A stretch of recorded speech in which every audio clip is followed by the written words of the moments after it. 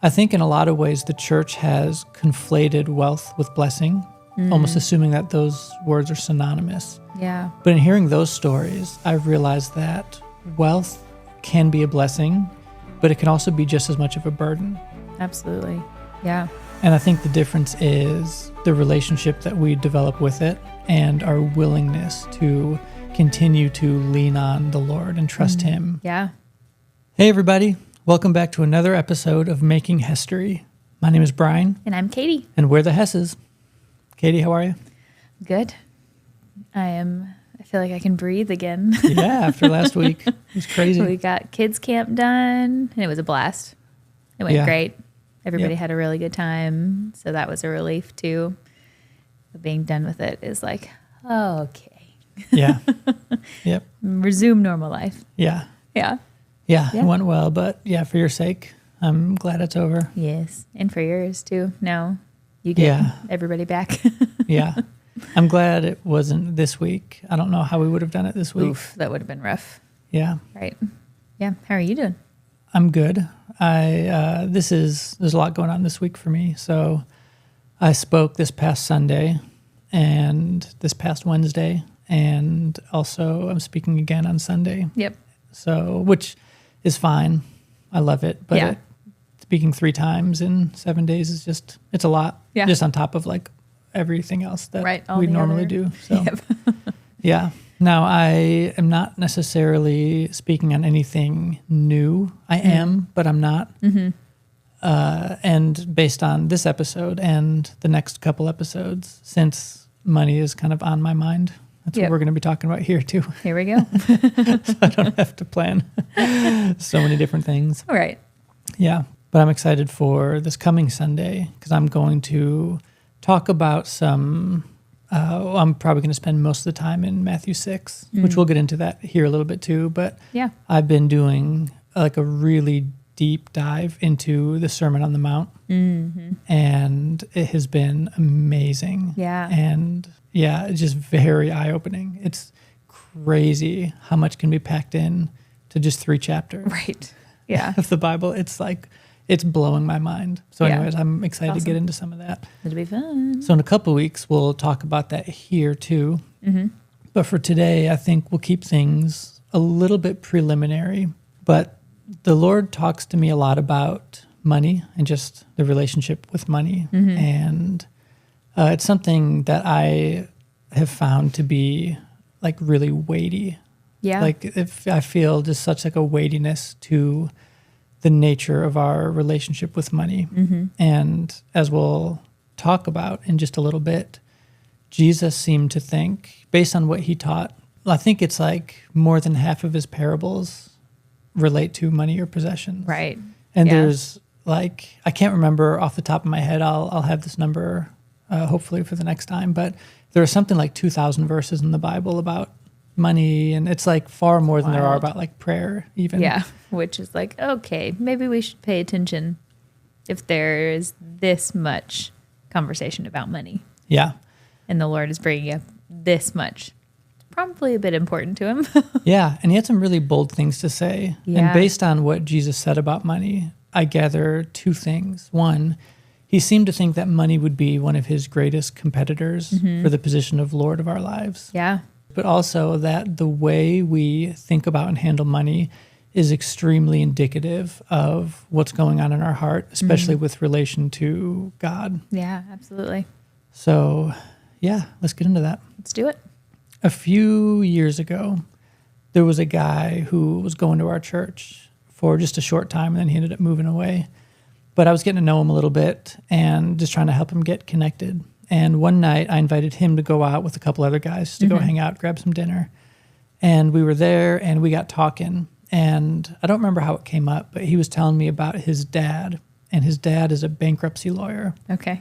Which is just fascinating already because probably a crazy I don't job. know. Yeah, and I don't know anybody who does that. And I haven't heard a lot of stories firsthand. Yeah. He was just saying, you would not believe how many like really high income families declare bankruptcy because they might make, $500,000, they might make $750,000. But they learned how to make money, but they didn't learn how to manage money. Oh, yeah. And he was telling me, and I'm sitting there trying to wrap my head around making like $500,000 a year and filing bankruptcy because you're spending more than that. Right. So he said, people might make $500,000, but they're spending 600,000, and then they'll work harder. They'll scale their business to make up for that. So the next year, maybe they'll make $750,000, but then they're spending $1 million. And it's like, you're always a little ahead of the game. Yeah. Yeah. So or behind, maybe. Behind, yeah. Behind the game. Definitely behind. But I remember hearing those stories and just kind of getting hit with this revelation that I think in a lot of ways the church has conflated wealth with blessing, almost assuming that those words are synonymous. Yeah. But in hearing those stories, I realized that wealth can be a blessing, but it can also be just as much of a burden. Absolutely. Yeah. And I think the difference is the relationship that we develop with it and our willingness to continue to lean on the Lord and trust Him more than we trust our money. Right. Because with money, like you go up to the counter or online, you click a button and you instantly get what you want. Yep. And sometimes that can feel really reliable because it's like, well, I know I hand you this money, I click this button, and then I get what I want in return. Yeah. And with the Lord, a lot of times it looks a lot more like being patient and waiting and trusting and having faith that He is who He says He is, and He's going to, be faithful in what He's given you. And the instant gratification can get really tricky really fast if you start relying on that rather than trusting the Lord. Yeah. Yeah, there definitely is an element where, especially in Western culture, like we're taught to obey the whims of our desires and to seek instant gratification and to build a life that is as comfortable and convenient and easy as possible. Right. Where we always get what we want as soon as we want it, which is why we love Amazon Prime. Yes. It's why people love fast food. It's why we love all of those things because, we're not taught by culture how to value delayed gratification. But we're not taught how to want something and wait for it. It's just, I want this and I want to go get it now. There's definitely that element of it. And I'm getting ahead of myself again, but Jesus warned about the difference between storing up treasures on earth and storing up treasures in heaven. And I'm not going to go in depth right now. I will in a couple weeks. But they're the reason people store up treasures on earth and treasures, his audience, when he said that, there was no digital banking. Right. There wasn't online banking. So wealth was very much, even more so, comprised of physical things, not just money, but actual possessions that were of value. But the thing about storing up your treasure, the things that are valuable to you, is that you do that in such a way as to establish a certain sense of both security and delight. And the problem with that is there's actually nothing on the earth that can give us the same sense of security that the Father can, knowing Him as Lord and as provider. Yeah, absolutely. So there's very much so a false sense of security when it comes up. Now, we're savers, and so I'm not opposed to saving. Right. I think there's wisdom Yeah. in saving. There's wisdom in not spending all your money. Absolutely. But at the same time, I'm fully aware that there could be certain events that take place in the world and in our country where one day the money we have isn't worth anything anymore. And so that will bring us to a point where it's okay, how much do I actually depend on the Lord? Yeah. Let me read Matthew 6:24. Jesus said, "No one can serve two masters, for either he will hate the one and love the other, or he will be devoted to one and despise the other. You cannot serve God and money." And some translations use the word mammon. And there's a little bit of debate about what mammon actually is. Some wonder if Matthew was using the name, because it's a really unique word, and it's rarely used in the Bible. 2 times in the New Testament, never in the Old Testament. Okay. So it's not used very often. But there does seem to be some consensus that it has very much a spiritual element to it, that it is almost referring to the spirit of whether it's greed or the spirit of like false trust or false security, that Yeah. kind of thing. So Jesus says you can't love both. And I don't know if you've ever like thought about that and just wondered like, well, I wonder if I think I could. Yeah. Well, let me try. I think I could. Take a whack at it. Yeah, there is that. But then, like, you can't really hold two things of the same value. One will have to eventually give way to the other. Yeah. It's just the nature of it. So you can't equally serve money and serve God because there's going to come a point where the Lord asks one thing of you, but your money demands another thing of you. And you're going to have, and you can't do both, and you have to choose. Yeah. And then your allegiance will be like revealed in that moment. It'll be very evident. Yeah, and you absolutely. can't. And that's the thing too about money is you can't hide the nature of your relationship with it. I don't think you can hide that. I think that the nature of your relationship with money will always be very evident and very, very much so revealed in just how you live everyday life. Right. How you spend it. Do you live generously? What kind of things do you practice with it? You can't hide that. Right. Yeah. And eventually that's revealed and you'll know one day, sooner or later, you'll know who it is that you actually serve. Do you serve God or do you serve money? It's very easy to see, like in a situation where there's somebody in need who is holding on really tight and who is like very easy giving, like they have an open hand on their possessions and their money. And, there are so many places in the Bible where it's like, oh, well, take care of the widows, take care of the children, take care, of if they don't have a cloak on their back, give them yours. And, there's so many opportunities for us in this world to practice that. And so, like you said, yes, it's so easy to see who's holding on super tight to what they have and who is walking around like waiting for the opportunity to use what they've been given to help those around them. Yeah. In Acts 20, I think it's 20 verse 35, Jesus is quoted having said, it's more blessed to give than it is to receive. So there is blessing in being on the receiving end. Sure. But the truest form of blessing is in developing a type of lifestyle where you trust the Lord so much that you are willing to use what he's entrusted to you to bless the people around you. Yes. But the reason I talk about money as often as I do and think about it as much as I do is there are a couple things that have frustrated me with the church. One is that, well, there are some churches that like never talk about money. Right. And that's so odd to me. One of those forbidden subjects. And I can't understand that. I mean, I read the Bible and it's all throughout. Yeah. Jesus talked about it so much. Paul talked about it. And if it was something that they thought they needed to be talking about, I think it's something that we should also be talking about. Agreed. Now, there's like the other side of the pendulum that I see where there are churches that talk about money, but the conversation always begins and pretty much stays at why Christians ought to be wealthy.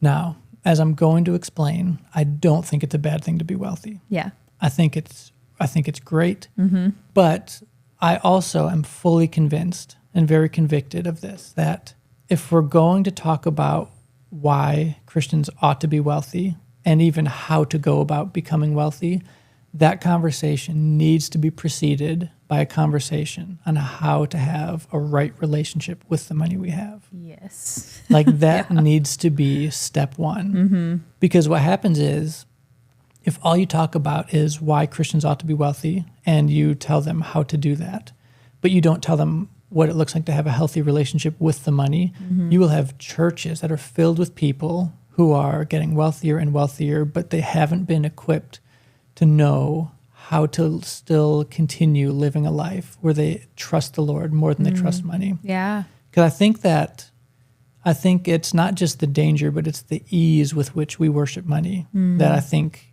gets overlooked. Yeah. I think it happens a lot easier and a lot more often than people realize. I think we all have a much higher potential maybe than we would give ourselves credit for loving money Yeah. and worshiping it and letting it be the Lord of our lives. Right. So, yeah, that's why I start the conversation with, like, what does it look like to have a healthy relationship with it? Yep. How do you have it without loving it? That's the question we need to be able to answer. Yeah. How do we have money without fully trusting it and without fully loving it? Well, now that you've said those two frustrations with the church, I have a question. Okay. What about the Christians who believe that all Christians should be poor? Because I've heard that pretty often too, where Yes. they just like scoff at wealthy Christians, like, ugh, Yes. they shouldn't have that much money. How like pretentious of them or Yeah. whatever. As far as I know, there is nothing in the Bible that indicates that poverty is a virtue. Actually, there's a Dallas Willard quote that I have to pull up real quick. That is, I think it pretty much nails this right on the head. Okay, I got it. He said, "There can be no doubt that we often fail to give of our goods when we should. There is no justification for that, just as there is none for living wastefully or in frivolous consumption and luxury. Frugality is both a discipline and a primary Christian virtue.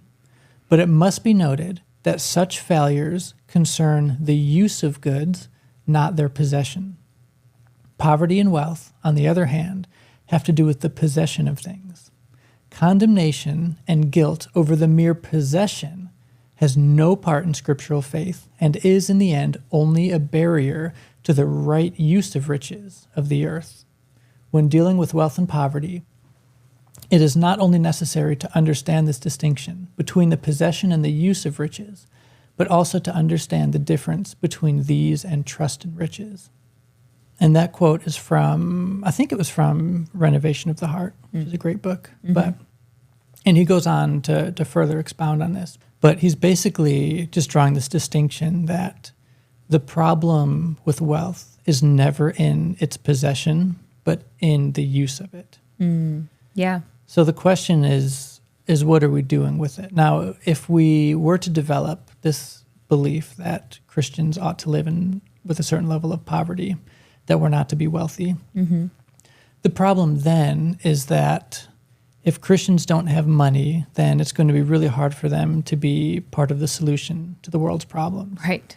Yeah. Like, in my opinion, I think we need to have this conversation as believers, the conversation of how do I have a right relationship with the money I have? And then when our hearts are in a good place, we ask the question, well, how do I become wealthy? What do I have to do? Yeah. Because if Christians everywhere developed a right relationship with money and we all became really wealthy, think about how good that could be for the world. Absolutely. Yeah. So many things could be done Yeah. with the wealth because it's out there. So it's going to go somewhere.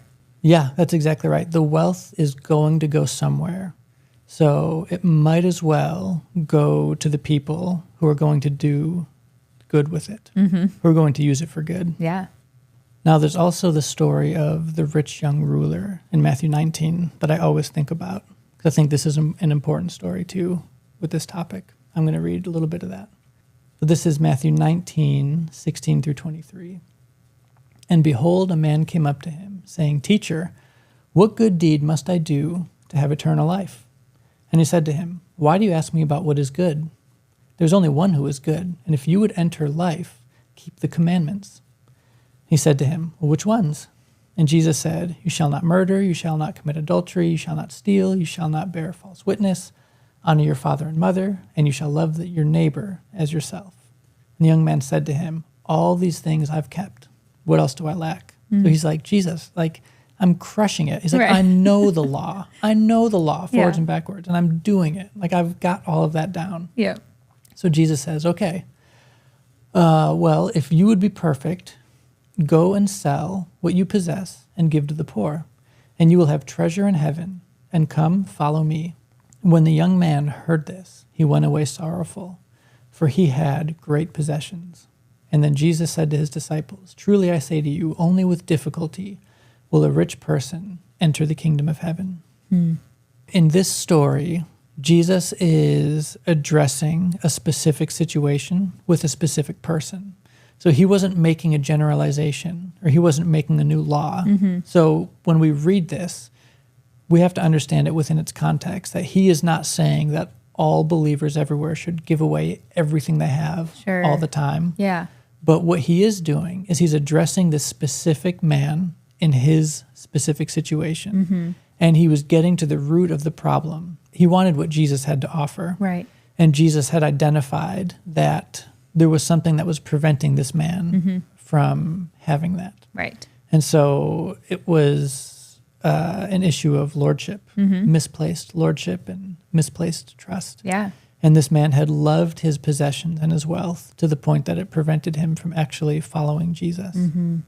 Like I said before, I think there is so much more potential for just all of us, honestly, to develop a love and a trust in money. Yeah. I think that's why Jesus talked about it as much as he did. And I think another part of the problem that we're facing today in the church is that in a lot of ways, it seems like standards of lifestyle, standards of behavior, in terms of like what is not only acceptable, but like how we actually ought to live. I think standards are kind of going downhill. And what makes me think that is something I've noticed, that Christians often forsake the pursuit of holiness in the pursuit of religious avoidance. Yeah. Can you explain what you mean by that a little bit more? So I think this is probably maybe a little more true or a little more relevant in more like charismatic circles. Okay. Not exclusively, but primarily. So, because we, at our church, we consider ourselves contemplative charismatics. And so we're not strangers to the gifts of the Spirit and, that kind of thing. Yeah. But at the same time, there's been a push to not be religious, to not be legalistic, which is right. I don't want anything to do with a law-based gospel. No. Paul was very clear about that. The law will actually keep you enslaved to sin. So we need a grace-based gospel. That's the gospel of Jesus, is the gospel of grace. But the problem is that it seems like we've shifted our focus from becoming like Jesus to just not being like the Pharisees. Now, here's the problem with that, is that it's possible to simultaneously not be like the Pharisees and not be like Jesus. Oh, sure. So if all I'm doing with my life is just trying not to be like the Pharisees, that doesn't guarantee that it lands me in a spot of becoming more like Jesus, and where I'm becoming more of like a practitioner of righteousness and holiness in the way that I live my life. Now, on the flip side, if my goal is to be like Jesus, the degree to which I'm successful in that, I will become less and less like the Pharisees. Right. Yeah. It's just not your main goal. Yes. To become less like them. Right. Yes. So as I was saying before, because the goal has in some ways shifted for a lot of people from being like Jesus to not being like the Pharisees, a lot of times standards of like lifestyle slips away with that. Yeah. So think about people who don't have like real spiritual discipline in their life because they're afraid of being legalistic. So I do think we need to readjust our aim, like for anybody who has kind of been in that place and had that mindset. And again, I'm not condoning legalism, but it's just not a good goal to have, to not be religious. Right. Because in doing so, it doesn't guarantee that you end up being more like Jesus. Because religion in its pure form It's great. is amazing and a great thing to practice. But whenever you step over the line and lose that relationship aspect to it, that pursuit of holiness, like you said, that's when legalism steps in to play. When you're only doing the things because you feel like you have to do them or because you feel like you should do them in order to earn the love and the grace that God gave us freely. And so when you're trying to earn those things, yes, you're walking in a skewed religion. But when you enable those things in your life because you are loved, because you have already received the grace, then that's a beautiful side of religion, because you get to do those things in order to show love in return to the Father, like in gratitude and thanks for all that he's done. Yeah, absolutely. Yeah. I have just a couple closing thoughts here on this topic, and I'll tie it back into money. So Jesus was extremely disciplined. He was he had discipline down. Yeah. I think we ought to consider what it looks like to be disciplined in our lives, and especially in the area of finances. Like, what kind of disciplines should we have in place that will prevent us from developing a love and a trust in money? Now, what we're going to talk about next is controversial, but I'll set it up here. I think that tithing is something that we can practice that will accomplish that. Now, tithing is really controversial because a lot of people believe you shouldn't tithe because tithing is connected to the law. Sure. And we were just talking about, like, I don't want anything to do with a law-based gospel. Yeah. But the thing that I love about tithing is that the practice of tithing sets up a rhythm in our lives where we use our money routinely to communicate to the Lord, I trust you as my provider. Yeah. Now, it's not a law-based thing. I don't think that we have to tithe. Yeah. I just am fully aware that we have a proclivity to love and trust money. And I think tithing is something that we can do almost as like an act of warfare against our flesh. Sure. And against the part of our souls that desire money more than we desire God. That we would trust that more than we trust God. So I think tithing is something we can do that sets up a rhythm where every time money comes into your hand, you use it to communicate to the Lord, you are my provider. I trust you fully. Yes. Yeah, absolutely. It's a consistent thing that you can do each time you get a paycheck. It's just instant, and it becomes instantaneous where you get it and then you tithe. You get it and then you tithe. And like you said, it's just a little like, okay, Lord, this is yours. Yeah. This was, not mine to begin with, and I trust you to help me steward the rest of it as well. I recognize that everything I have is yours. Yeah. Every good thing I have because of you. And I want to keep my heart positioned or postured in such a way that I'm oriented towards you and towards your kingdom, and that I am living my life in such a way that communicates that I love you and I trust you. Yeah. And I think that tithing is something we can do. And there's other things that we can do that we'll talk about too. Yeah. But we'll get into that in the next couple episodes. But for now, I have a couple favors to ask for everybody listening. First, if you're listening on any audio platform, if you could do us a huge favor and leave us a good review. That's a really small thing you can do that helps us in a really big way. And even if you don't feel like typing anything out, you don't have to write out a paragraph about what you like about the podcast. If you would just go and do something as simple as clicking that 5-star review, that is a huge help for us. Yep. Also, if you're watching this on YouTube, if you could like this video and subscribe, that's also another really small thing that you can do that helps us in a really big way. But I think that's going to be it for this episode. Alrighty. Okay. Well, once again, my name is Brian. Then I'm Katie. And we're making history. We'll see you next time.